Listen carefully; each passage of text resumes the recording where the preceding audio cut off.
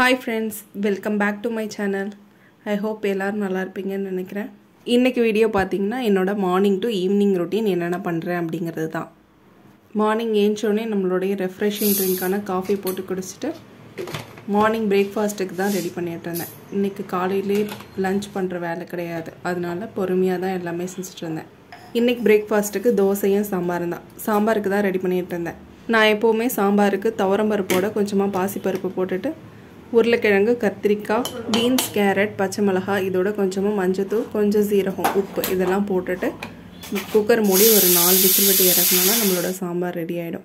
அப்புறம் இன்றைக்கி பிரணவோட ஸ்நாக்ஸ் பாக்ஸுக்கு பனானா தான் கொடுக்க போகிறேன்.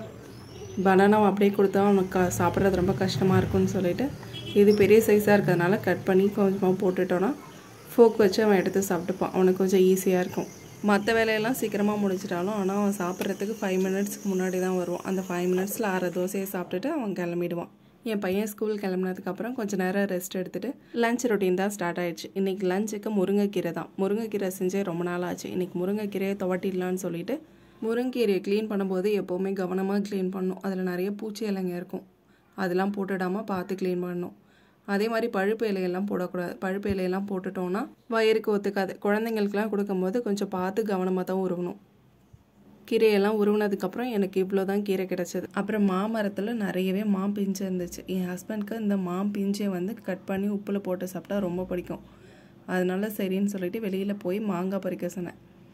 அவரும் பறித்து கொடுத்துட்டாரு. அப்புறம் என்ன நல்லா வாஷ் பண்ணிவிட்டு அதில் பால்லாம் இல்லாமல் பார்த்துட்டு நல்லா கட் பண்ணி அதில் உப்பில் போட வேண்டியதான். சின்ன சின்னதாக கட் பண்ணி போட்டால் பசங்க எடுத்து சாப்பிட்றதுக்கு ரொம்ப ஈஸியாக இருக்கும். என் பையனுக்கும் இது ரொம்ப பிடிக்கும். என் ஹஸ்பண்டும் நல்லா சாப்பிடுவார். லஞ்சு ஸ்டார்ட் பண்ணுறதுக்கு முன்னாடி இன்றைக்கி மில்லட் தோசைக்கு மாவு ஊற வைக்கணும். மாவு காலி ஆயிடுச்சு. இதில் நான் 6 டம்ளர் மில்லட் ரைஸுக்கு 1.5 டம்ளர் அளவுக்கு உளுந்து எடுத்திருப்பேன். 1.5 டம்ளர் அளவுக்கு உளுந்து சேர்த்தால் தான் கொஞ்சம் இந்த தோசை சாஃப்டாக இருக்கும். நான் தோசைக்கு தான் எப்போவுமே அரைச்சி போடுவேன். இதில் வரகு சாமை திணை குதிரைவாளி சிகப்பரிசி அதுக்கப்புறம் நாட்டுச்சோளம் இந்த 6 சிறுதானிய அரிசியை தான் நான் இதில் ஊற வச்சுருக்கேன். இதை நல்லா கலந்துட்டு நல்லா வாஷ் பண்ணி எடுத்துக்கணும். 2-3 தண்ணி ஊற்றி நல்லா வாஷ் பண்ணிவிட்டு ஊற வச்சிட வேண்டியதான். அதுக்கப்புறம் உளுந்து 1.5 டம்ளர் அளவுக்கு உளுந்து எடுத்துகிட்டு அதையும் நல்லா வாஷ் பண்ணிவிட்டு ஊற வச்சிடணும். இது கூடவே கொஞ்சமாக 2 டேபிள் ஸ்பூன் அளவுக்கு வெந்தயம் எடுத்துக்கணும். தோசைங்கிறதுனால வெந்தயம் போட்டால் நல்லா வாசமாக இருக்கும். அதனால் அதையும் போட்டு வாஷ் பண்ணிவிட்டு ஊற வச்சிட வேண்டியதான். அதுக்கப்புறம் லஞ்ச் ரொட்டீன் ஸ்டார்ட் ஆகிடுச்சு. இன்றைக்கி சிம்பிளாக கத்திரிக்காய் போட்டு புளிக்குழம்பு வச்சுட்டு கீரையை முட்டை போட்டு தவட்டி எடுத்து வச்சாச்சு. ஈவினிங் போல் வெளியில் நிறையவே பூ பூத்திருந்துச்சு. பூவெல்லாம் பறிச்சுட்டு அப்படியே செடிக்கெல்லாம் தண்ணி ஊற்றுற வேலை இருந்தது. அது என் பையன் பார்த்துக்கிட்டான். அப்படியே அந்த பூவெல்லாம் கட்டி வச்சுட்டு ஈவினிங் போல் வெளியில் பக்கத்துலேயே கொஞ்சம் போகிற வேலை இருந்துச்சு. அந்த வேலையை போய் முடிச்சுட்டு வந்துட்டு அதுக்கப்புறம் ஈவினிங் போல் பீச் கிளம்பியாச்சு. எங்களுக்கு பக்கத்தில் ஒரு பையன் தண்ணியில் உருண்டு பிறண்டு ரொம்ப ஜாலியாக என்ஜாய் பண்ணி விளையாண்டுட்டு இருந்தான். ஆனால் பிரணவ் அந்த மாதிரிலாம் விளையாடுறது ரொம்ப ரேரு.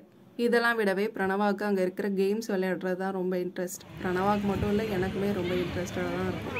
அப்புறம் ஷூட்டிங் கேம் அவன் விளையாடணும்னு சொன்னான். அவன் விளையாண்டுட்டு நான் ரிங் போட்டேன். ரிங்கு போட்டு ஜாலியாக என்ஜாய் பண்ணிவிட்டு நம்ம ரிங் போட்டதுலேயும் நிறைய திங்ஸ் எல்லாம் நமக்கும் கிடச்சிது. அதெல்லாம் எடுத்துகிட்டு வீட்டுக்கு ஜாலியாக வந்தாச்சு. இந்த வீடியோ ஏதோ ஒரு வகையில் உங்களுக்கு என்டர்டைன்மெண்ட்டாக இருக்கும்னு நினைக்கிறேன். இந்த வீடியோ பிடிச்சிருந்துச்சுன்னா லைக் பண்ணுங்கள், சப்ஸ்கிரைப் பண்ணுங்கள், ஷேர் பண்ணுங்கள், மறக்காமல் கமெண்ட் பண்ணுங்கள்.